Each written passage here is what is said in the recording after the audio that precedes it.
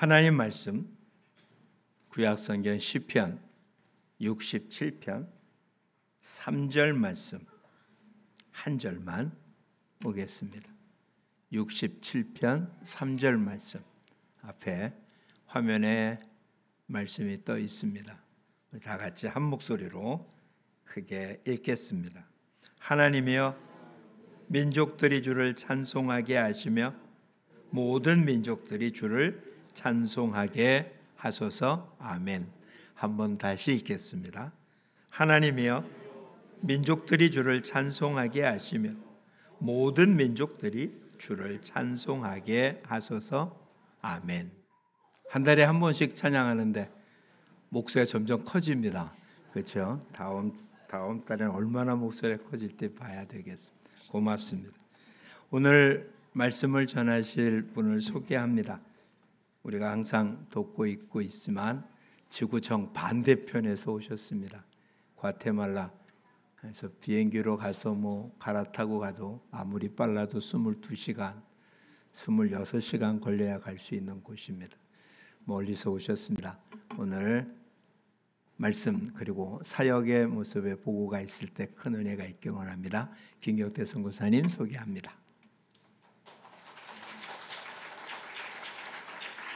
할렐루야. 예, 이렇게 박수로 환영해 주셔서 감사합니다. 예, 어디 가서 박수 받는다는 일이 얼마나 귀중한 일인지, 얼마나 감동적인 일인지요.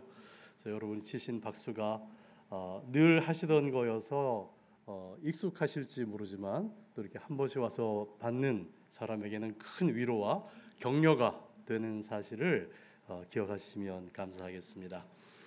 소개받은 과테말라의 김경택 선교사입니다.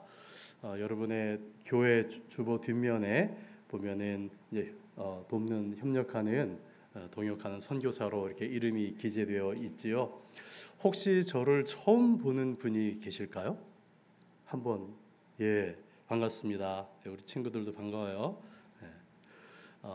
우리 친구들 찬양을 너무 예쁘게 해서 얼마나 또 은혜와 감동이 되었는지 모르겠어요. 우리 찬양한 친구들 여기 한번 보세요. 아까 너희들이 그렇게 찬양했어. 주님만이 내 삶의 도움이시니. 정말 하나님만이 너희들의 삶의 도움이시니? 그걸 알아? 그걸 느껴져?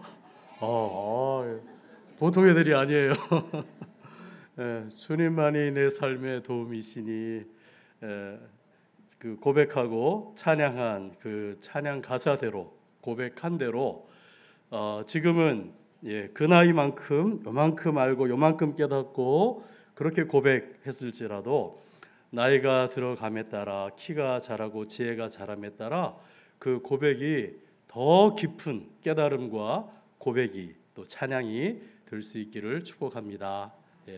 그렇게만 예쁘게 믿음 안에서 신앙 안에서 잘 자라거라. 대답도 너무 잘해요.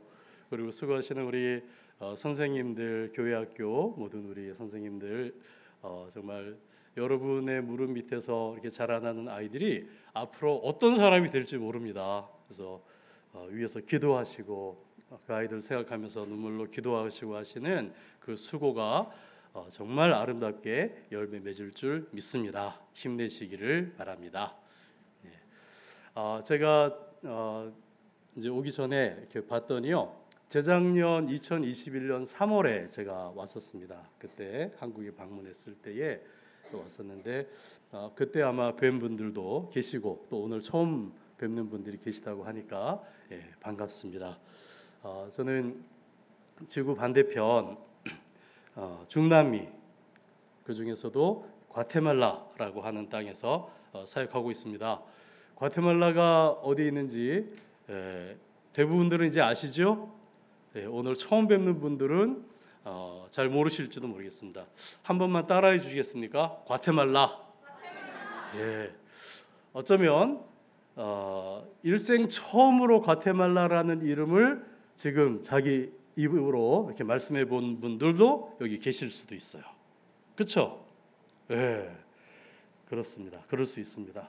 그만큼 중남미는 과테말라는 우리에게서 먼 곳이고 또 먼 만큼 친하지 않은 익숙하지 않은 곳입니다. 예. 멕시코 바로 밑에 있어요. 작은 나라예요. 우리나라 남한만한 면적을 가지고 있는데요. 또 그 중에서 또 절반 이상 많은 땅들은 밀림이고 또 계곡이고 그래서 사람이 살지 못하고요. 그래서 한 인구 1,850만 정도 되는 인구가 이렇게 평평한 곳, 기후가 좋은 곳에서 그렇게 살고 있는 나라입니다. 중남미는 종교적으로 어떤 땅이라고 그때 말씀드렸죠? 중남미는 천주교의 땅입니다. 예. 중세 때 콜럼부스가 신대륙을 발견했습니다. 인도 찾아 길을 나섰기 때문에 인도인 줄 알았어요. 그래서 사람들 인도 사람이다, 그래서 인디언이다 이렇게 불렀는데 알고 봤더니 그 땅이 신대륙이었어요. 그래서 아메리카라고 명명했고 오늘날에 이르고 있습니다. 그래서 북아메리카가 있고 남아메리카가 있습니다. 북아메리카도 크죠. 미국, 멕시코, 캐나다. 그리고 남아메리카도 큰 나라들이 있습니다. 예, 브라질, 아르헨티나, 칠레 등등등. 예, 거기에 비해서 이제 그 북미와 남미를 잇는 카나다란 거기가 중미입니다. 중앙아메리카.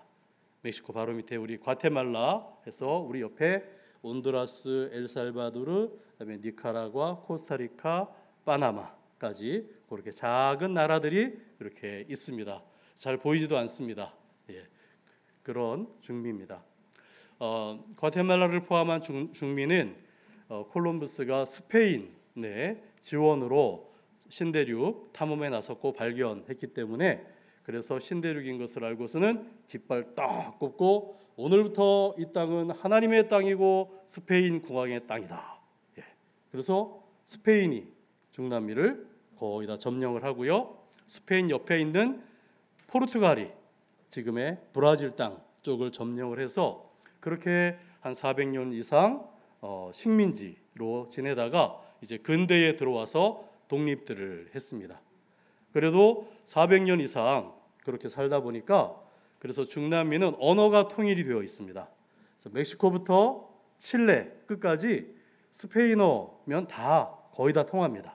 그리고 브라질은 포르투갈어를 사용해요. 포르투갈어하고 스페인어도 많이 비슷비슷해요. 예.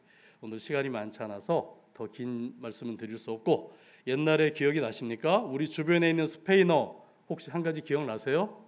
재작년에 들으셨던 분들 기억이 안 나세요? 예. 하긴 또 그래야 또 제가 말씀드릴 또 예. 디오스 기억 안 나세요? 디오스가 뭐예요? 아니지. 디오스 못 봤니? 너희 집에 디오스 없니 혹시? 대개 디오스 있는 분들이 계실 텐데 분명히 냉장고 이름이잖아요. 그죠? 예. 근데 그게 스페인어인데 뜻이 뭐예요? 하나님이에요, 하나님. 예. 소문자로 쓰면은 영어처럼 잡신들이고 대문자로 쓰면은 하나님이에요. 예. 또 우리 주변에 그렇게 몇몇 스페인어들이 있어요. 예. 그렇게 언어를 통일해 놨고요. 그리고 종교를 통일해 놨어요. 천주교로. 스페인이 세상에서 가장 강력한 그때나 지금이나 천주교 국가입니다. 로마 교황청의 가장 든든한 후원자가 바로 스페인입니다. 그래서 이 땅은 스페인 국왕의 땅이고 하나님의 땅이다. 그래서 그냥 중남미 전체가 포르투갈도 마찬가지로 이렇게 천주교의 땅이 되었어요. 그런데 그 땅에 원래 살고 있던 사람들이 있잖아요. 누구예요? 네. 그 땅에 원래 살고 있던 사람들이 있었을 거 아니에요. 우리가 그분들 뭐라고 불러요? 원주민 맞습니다. 원래 그 땅의 주인 원주민들이에요. 예. 근데 원주민들이 하루아침에 종처럼 되고 노예처럼 되고 유럽에서 건너온 유럽 사람들이 주인 행세하는 그런 식민지가 400년 이상 되어졌고 그래서 언어도 자기들이 원래 사용하던 부조고 말고 새로운 언어가 대륙 전체를 통일을 하고 종교도 천주교로 통일을 하면서 하나님이 누군지 모르잖아요. 예수님이 누군지 잘 모르잖아요. 그러니까 처음에 군인들과 함께 누가 갔어요? 천주교 선교사들, 신부들이 갔어요. 신부님들이. 그래서 이렇게 하는데 하나님에 대해서, 예수님에 대해서, 복음에 대해서 일일이 이렇게 설명하고 할 수 있는 뭐 시간도 여건도 언어도 처음엔 잘 안 되었겠죠. 그러다 보니까 그냥 반강제적으로 점령과 동시에 그냥 그렇게 포교가 이루어졌어요. 그러다 보니까 한 가지 아쉬웠던 점이 원래 그 원주민들이 섬기던 신앙이 있을 거 아니에요. 태양 숭배부터 시작해서 조상 숭배, 또 자연신 숭배 같은 그런 토속 신앙들이 있었는데 그것들을 좋은 말로 해서 다 포용했어요. 그리고 좀 적나라하게 말씀드리면 혼합이 되었어요. 그래서 오늘날 중남미 천주교는 어떤 천주교냐? 십자가 밑에서 하나님, 예수님, 마리아 믿는 그 이름 밑에서 그들이 조상 대대로 섬기던 태양신, 조상신, 온갖 잡신들을 그냥 다 섬겨요. 우상 숭배들을 다 해요. 그게 오늘날 중남미의 천주교예요. 그렇게 혼합되고 그래서 좀 변질된 그런 아쉬운, 안타까운 천주교예요. 그러다 보니까 이 중남미 사람들은 이렇게 전도하다 보면 당신 종교가 뭡니까? 그러면 자기는 가톨릭이라고. 그래서 하나님 믿는다고. 그래서 눈 똑바로 뜨고 정말 하나님 믿냐고. 그러면 그렇다고. 자기는 뼛속까지 조상 대대로 가톨릭이라고. 그러면 만약에 오늘 밤에 돌아가시면 천국 갈 수 있냐고. 그러면 당연하다는 듯이 그렇다고 대답을 해요. 근데 정말 정색을 하고 이렇게 물어보면 잘 대답 못하는 분들이 많아요. 그리고 그러면 마지막으로 교회 가서 예배 드린 게 언제냐 이렇게 물어보면 대답을 잘 못해요. 왜요? 너무 오래됐거든. 극단적으로 말씀드리면 이런 사람들이 많아요. 어떤 사람은 일생에 3번 교회 가요. 언제 갈까요? 응애 태어나면 부모가 신부 앞에 가서 영세 세례받고 세례병 받죠. 너는 베드로다, 너는 마리아라 이렇게. 그리고 살다가 언제 갈까요? 결혼식 하러. 결혼식은 전통적으로 성당에 가서 신부 주례받아서 하는 거니까. 그렇게 살다가 나중에 또 언제 갈까요? 죽은 다음에 장례 치러지러. 극단적으로 말하면 이렇게 사는 사람들도 그들의 인사말 속에, 그들의 문화 속에, 그들의 삶과 생활 속에 하나님, 예수님, 마리아가 입에 달고 살아요. 그들의 눈에 가는 곳에 십자가가 있고 성경 구절이 있고 하나님, 예수님 써 있고 지나가는 자동차에, 트럭에, 버스에 하나님 우리에게 복 주세요. 뭐 그렇게 그들의 문화 자체가, 분위기 자체가 기독교예요.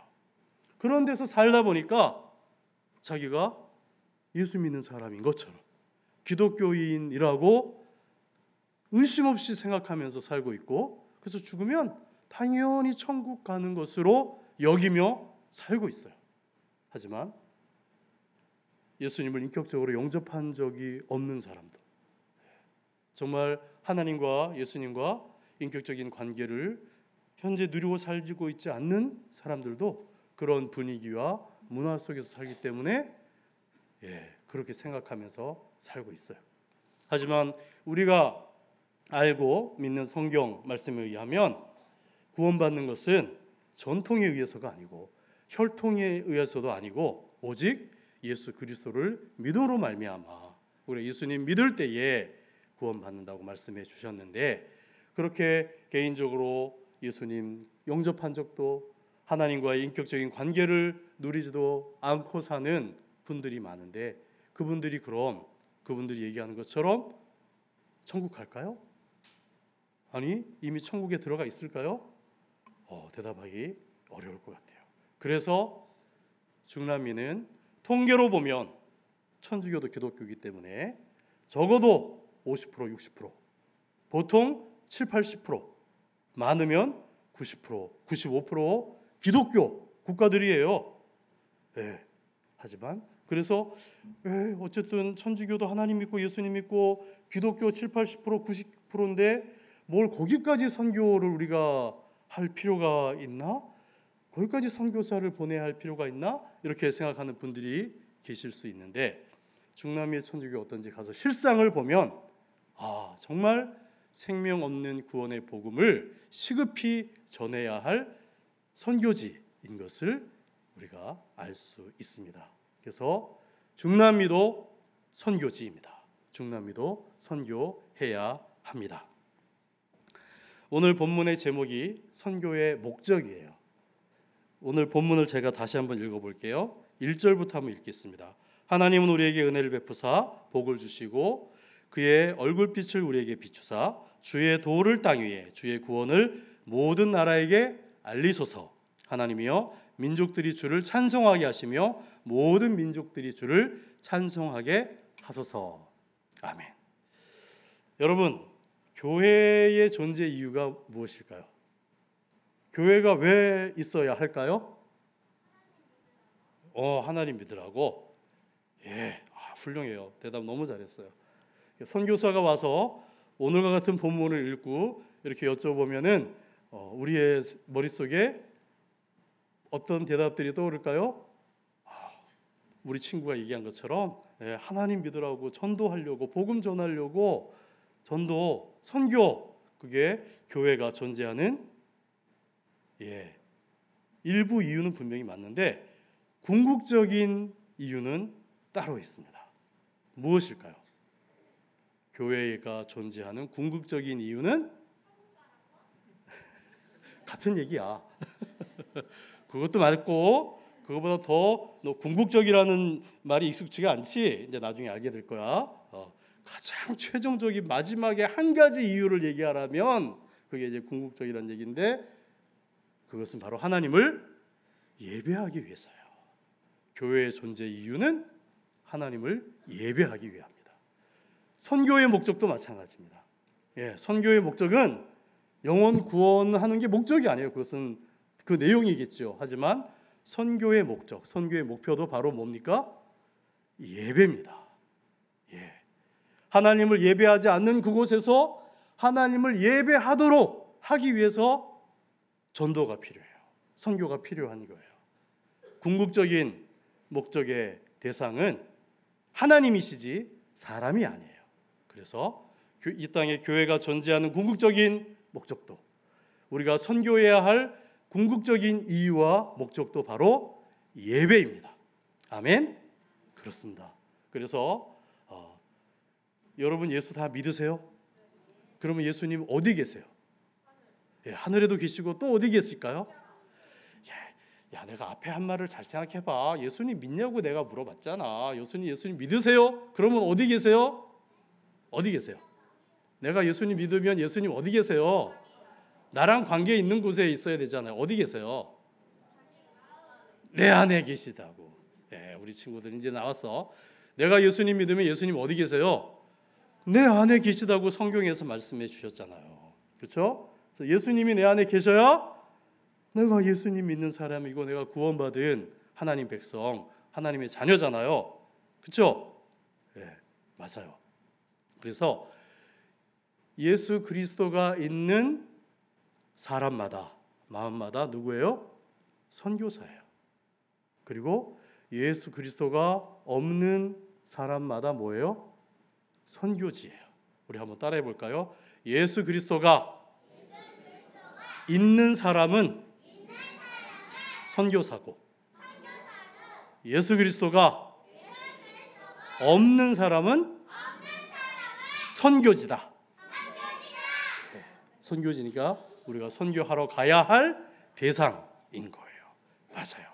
그렇게 예배의, 교회의 목적과 선교의 목적은 예배입니다. 하나님을 예배하기 위해서입니다. 이사야 43장 21절도 이 백성은 내가 나를 위하여 지었나니 나의 찬송을 부르게 합니다. 나를 찬송하게 하려 합니다. 라고 하나님이 선언하셨습니다. 그래서 그곳에 아직 하나님을 알지 못하고, 그래서 하나님을 예배하지 않는 그곳, 하나님을 알아도 잘못 알고 잘못 믿고 잘못 예배하고 있는 그들에게 참 생명 얻는 이 복음을 올바로 전해서 그들도 하나님을 예배하도록 하는 것이 선교고, 그것이 우리의 교회에 살아가야 할 궁극적인 이유요 목적입니다. 아멘이십니까? 아멘. 그래서 그럼 여러분들도 다 선교지 가야 되겠네요? 예, 다 갈 필요는 없어요. 예. 일부만 가면 돼요. 나머지는 여기 본부를 지켜야죠. 한국을 지키셔야죠. 여기 본부를 지키시고 여기서 어떻게 하셔야 돼요? 여기서 기도해 주시고 또 후원해 주시고. 그래서 선교는 선교사 혼자서 잘 하면 되는 거죠? 아니에요. 선교는 절대 선교사 혼자 하는 일이 아니에요. 누구랑 같이 해요? 여러분들과 같이 해요. 한국 교회와 여러분 한국 성도님들, 여러분들이 보내주시지 않으면 갈 수도 없어요. 그리고 보내놓고 이제 알아서 잘 하세요. 그러면은 알아서 잘 죽으라는 얘기죠. 여러분들이 보내놓으시고 위에서 기도해 주시고 또 헌금해 주시고 그렇게 함께 동역해 주시는 거예요. 그래서 우리가 서로 떨어져 있지만 우리가 함께 선교하는 거예요. 함께 동역하는 거예요. 그럴 때에 하나님의 선교가 이루어지고 하나님이 구원받는 사람을 부르시고 구원하시고 그곳에서도 하나님을 예배하는 일들이 일어날 줄 믿습니다. 그래서 여러분 여기서 기도하다 보면 여러분 주보 뒤에 있는 선교사님들 위해서 기도하시죠? 대답이 얼른 안 나오네요. 찔리고 계시는 것 같아요. 기도하실 거죠? 이제 크게 나왔습니다. 근데 기도하시다 보면은 얼굴도 뭐 어쩌다 한 번씩 보고 잘 몰라, 뭐 상황도 잘 몰라, 좀 밋밋할 것 같아요. 잘 모르니까, 그죠? 근데 이제 오늘 저를 보셨으니까 기도하실 때에 이제 제 모습이 떠오를 거고 제가 나눈 얘기들이 떠오르실 거예요. 그거 가지고 기도하시면 더 이제 생동감 있게, 현장감 있게 기도하실 수 있을 거고, 그래서 기도하실 때에 힘내시기 바랍니다.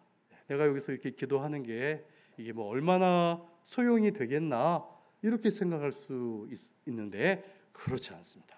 여러분들이 여기서 위해서 기도해 주시는 기도를 누가 들으세요? 하나님이 들으시고 그곳에서 역사해 주세요. 사역하다 보면요, 지내다 보면 저도 모르게 어떤 위험한 순간이나 상황이나 어려운 일들을 저도 모르게 지나가는 경우가 많이 있어요. 뒤돌아보면 이런 일이 있었구나, 이랬었구나, 하마터면 큰일 날 뻔했었네, 이런 일들이 많이 있어요.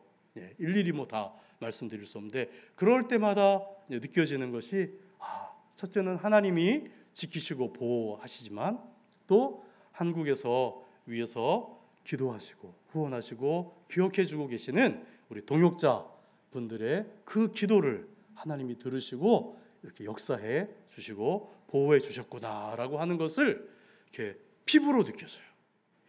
그래서 여러분 기도가 절대 하나라도 떨어지지 않고 하나님이 들으시고 역사하는 줄 믿으시고 더 힘내어서 자부심을 가지시고 사명감을 가지시고 기도해 주시면 감사하겠습니다. 그렇게 할 거죠? 네, 고맙습니다. 사역의 내용을 조금 나누려고 합니다.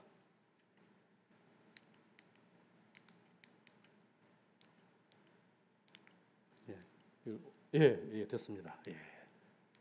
자, 여기가 과테말라의 안티구아라고 하는 옛날 수도, 커피로 유명한 곳이고요. 여기가 그 안티구아 시내가 이렇게 생겼고요.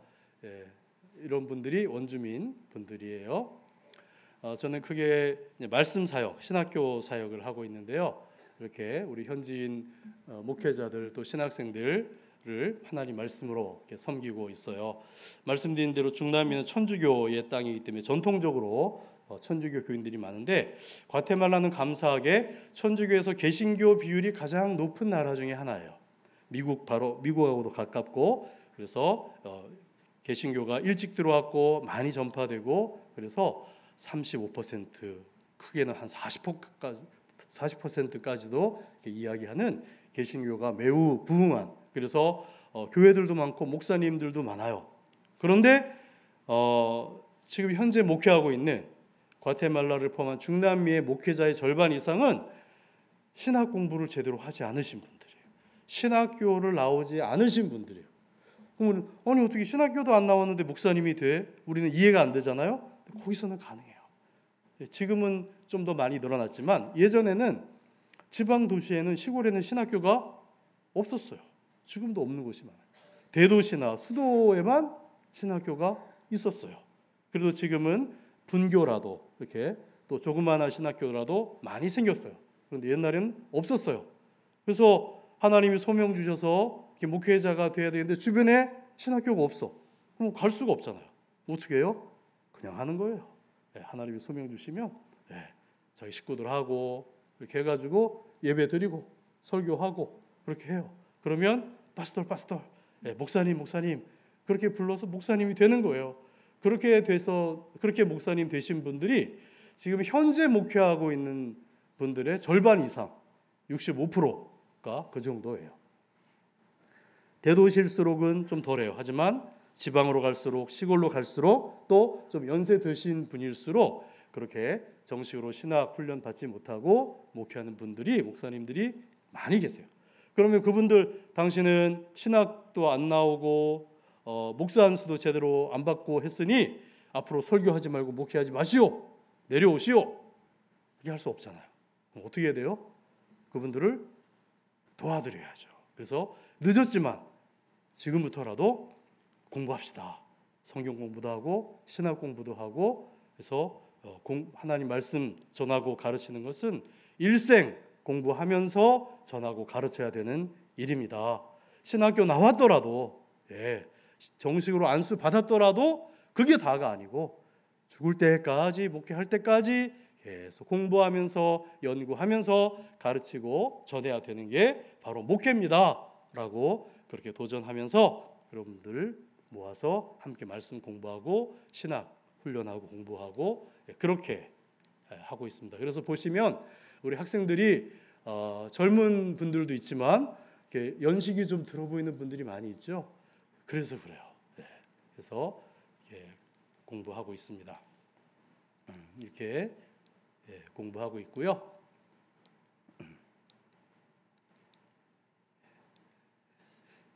저는 뭐 이렇게 신학 건물이나 뭐 이런 것들이 없어요. 그냥 학생 한 10명, 15명 이렇게 어느 동네에서 어디서 이렇게 공부할 수 있는 분들이 있다. 그래서 와서 가르쳐 주십시오. 그러면 제가 가요.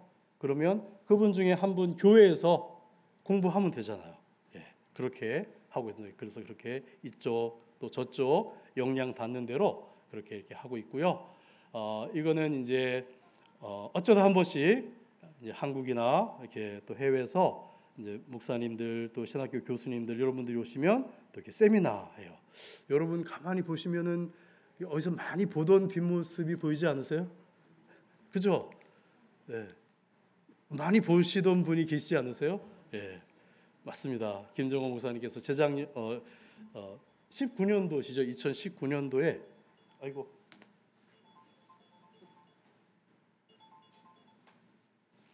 죄송합니다. 제가 무음으로 해놨는데 알람이 되어 있는 걸 몰랐네요. 2019년도에 오셔서 우리 신학생들에게 신학 세미나 해주셨을 때의 모습인데 여러분 보시라고 다시 한번 이렇게 좀 넣어놨습니다. 이렇게 오셔서 이렇게 세미나 2박 3일 집중적으로 해주고 가셨어요. 그래서 그때 목사님께 이렇게 강의 들었던 우리 목사님들 신학생분들이 가끔 물어요. 그때 목사님 또 안 오시냐고, 그때 그 교수님 안 오시냐고, 찬양도 잘하시고 그때 머리 반짝반짝 하시던 그분 안 오시냐고, 이름은 모르니까 또 좀 오시면 좋겠다고 막 그래요. 그래서 근데 팬데믹이었잖아요, 그죠? 오시려고 했는데 못 오셨잖아요. 근데 이제 거기도 이제 팬데믹 한국처럼 다 이제 거의 다 지나갔고 다시 모여서 수업하고 있거든요. 그래서 여러분들이 좀 다시 보내주세요. 그래서 기다리는 분들이 많이 계십니다. 너무 강의 잘하시고 너무 은혜스러우셔서 다시 좀 오시라고 기다리는 분들이 계시니까 여러분들이 좀 비행기 태워 보내주시면 감사하겠습니다. 이건 뭐 다 할 수는 없고 하여튼 과테말라에 우리나라를 위해서 또 특히 남한과 남한 교회를 위해서도 기도하지만 북한에 있는 지하 교회를 위해서, 남북 통일을 위해서 기도하고 있는 그룹들이 있어요. 감사하죠. 우리도 그들을 위해서 기도하고 그런 분들이 있습니다. 그리고 이제 하나님이 또 이렇게 마음을 주셔서 우리 현지인 영양실조 많이 걸린 어린이들 급식 사역을 우리 현지인 형제들과 함께 이렇게 팀으로 하고 있어요. 저희가 살고 있는 수도권에서 한 3시간 반, 4시간 떨어진 지방에 산맥 위에, 저런 동네예요. 저기 산맥이에요. 그러니까 저런 산맥 위에 살고 있는 동네니까 이렇게 환경적으로도 참 열악할 수밖에 없는 그런 곳이에요. 그래서 이런 집들에 살고 있는 사람들도 있어요. 다는 아니지만 이렇게 사는 분들도 있어요. 안에 이렇게 생겼어요. 저 안에 저렇게 장작 이렇게 불 떼어서 저기다가 음식하고, 그러니까 그 매연 연기가 다 어디 가겠어요? 다 그 집안에. 그럼 아기 때부터 그거 그냥 마시면서 자라고, 그러니까 호흡기부터 해서 건강이 안 좋죠. 그리고 잘 먹지도 못하고 하루 3끼 영양가 있는 음식 잘 섭취가 안 되고, 그러니까 영양실조가 많이 걸리는 거예요. 저렇게. 그래서 어른도 그렇지만 특히 아이들, 영유아들에게 치명적인 이유는 특히 0세에서 한 3세, 한 5세까지 정상적인 영양분이 공급이 안 되면 우리 신체도 제대로 자라지 못하지만 더 중요한 것이 뇌가 정상적으로 발달을 하지 못해요.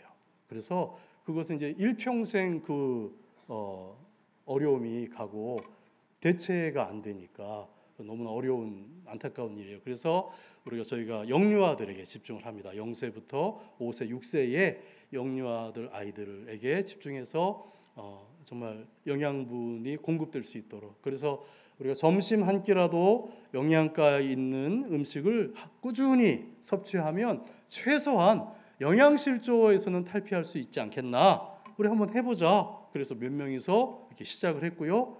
하나님이 은혜를 주시고 또 이렇게 사람들이 점점 늘어나서, 그래서 저희가 이렇게 급식 사역을 몇 년째 지금 이렇게 할 수 있어요. 그래서 저렇게 아이들, 동네 아이들 모아놓고 급식하고 있는 이렇게 모습들이고요.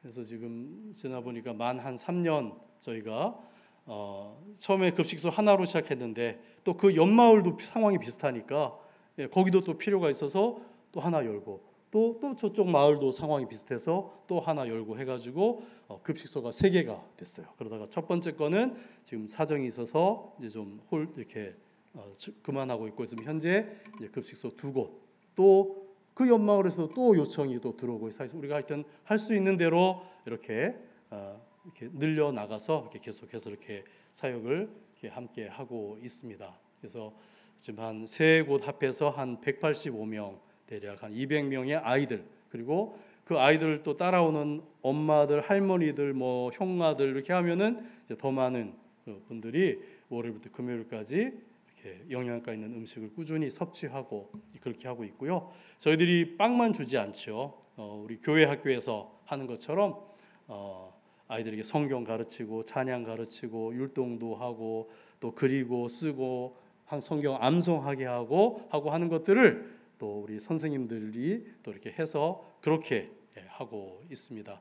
그리고 이제 이 팬데믹 기간에는 모여서 식사를 할 수가 없으니까 이렇게 일주일씩 식량을 해서 이렇게 전달 해가지고 그렇게 하다가 지금은 또 다시 모여서 급식을 이렇게 하고 있어요.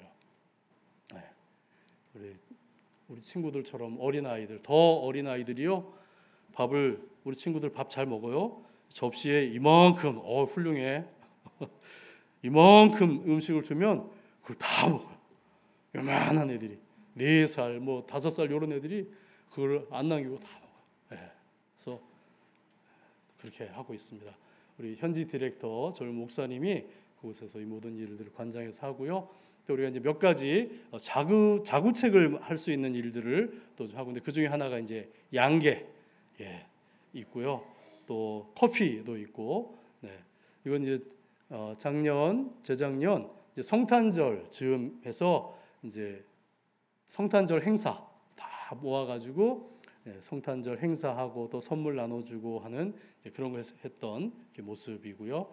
아이들이 감사합니다 하면서 이렇게 편지도 쓰고 그림도 이렇게 그려오고 해서 전달해주고 아주 감동적인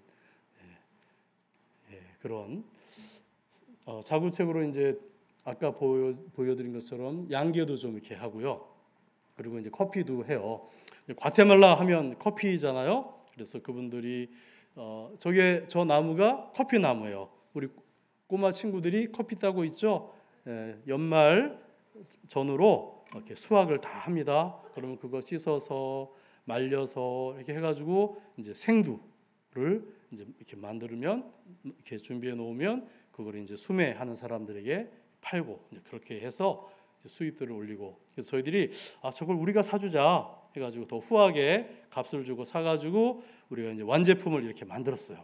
로스팅하고 저렇게 포장해가지고 저것을 우리 멤버들 주변에 뭐 교회 또 주변 친구들한테 이렇게 팔아가지고 거기서 이제 생산 원가 제하고 남는 수익금은 급식소 사역에 쓸 수 있도록 그렇게 이제 하기도 하고 그렇습니다.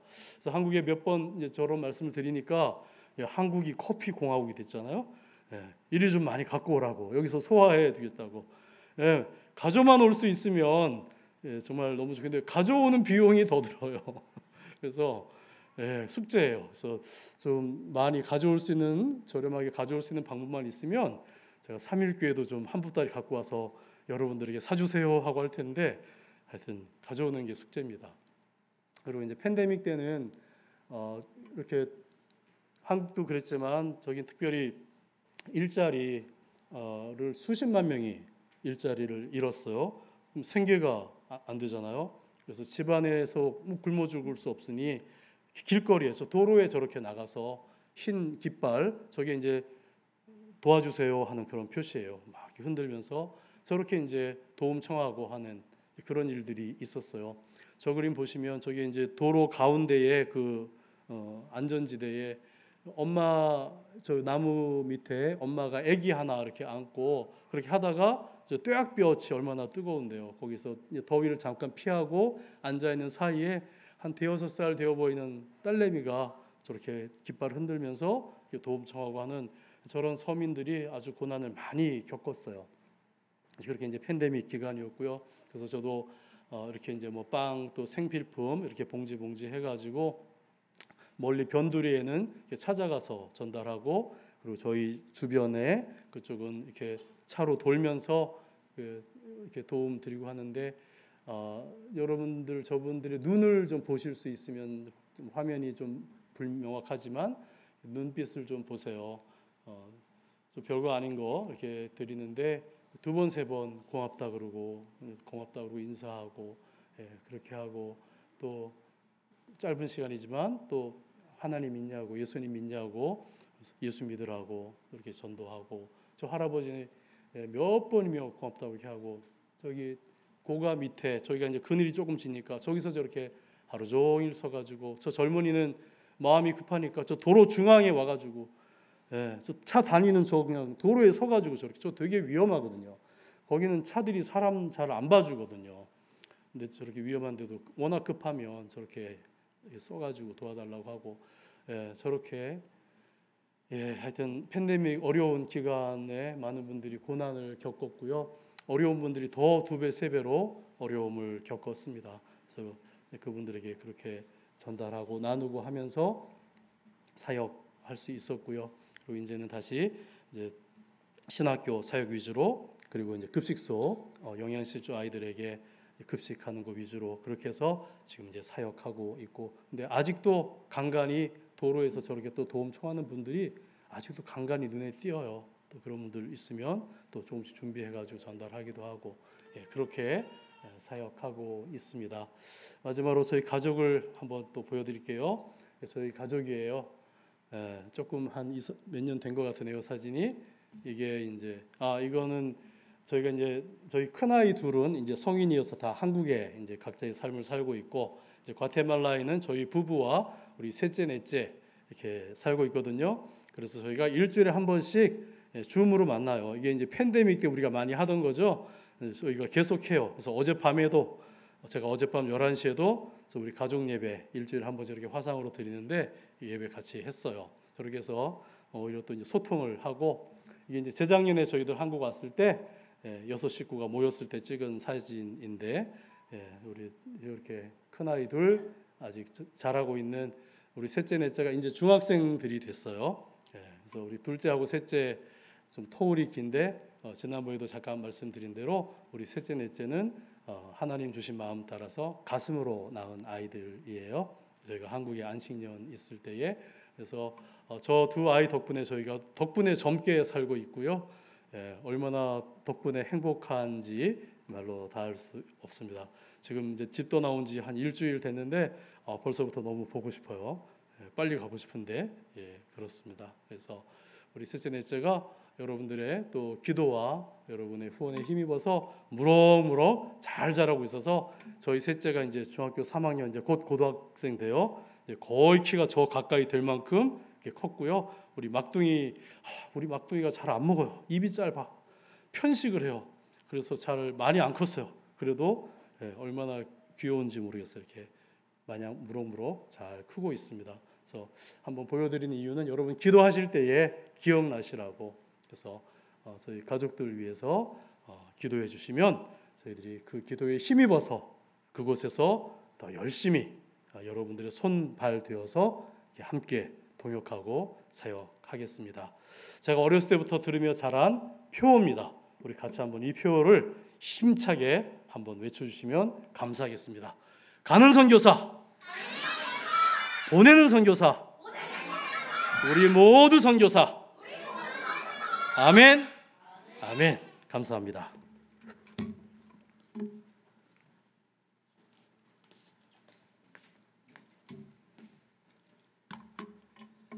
자, 우리 함께 기도하는 시간 좀 가져보겠습니다. 우리가 누리는 이 충분한 은혜와 복이 어느 한쪽에서는 참 부족하고 힘들어합니다.